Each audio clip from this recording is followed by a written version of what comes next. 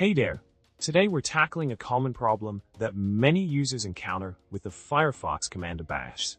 The issue arises when trying to use tab completion with Firefox to open files or folders outside the limited set of file types it recognizes. This can be quite frustrating when you're looking to open Markdown files or other file formats that don't fall within the default completion options. Now, on to the solution.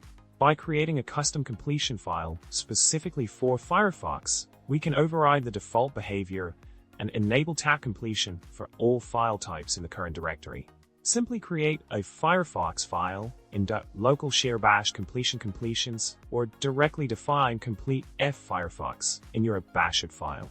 This will allow for basic file completion when using the Firefox command, giving you the flexibility to open any file or folder with ease. In summary, by implementing the custom completion method outlined above, you can enhance the functionality of the Firefox command and streamline your workflow when working with various file types. I hope this solution helps you make the most out of your Bash shell experience. Remember to subscribe, like, and leave a comment below with your thoughts or any other tech troubles you'd like to see solved. Stay curious and tech savvy. Until next time.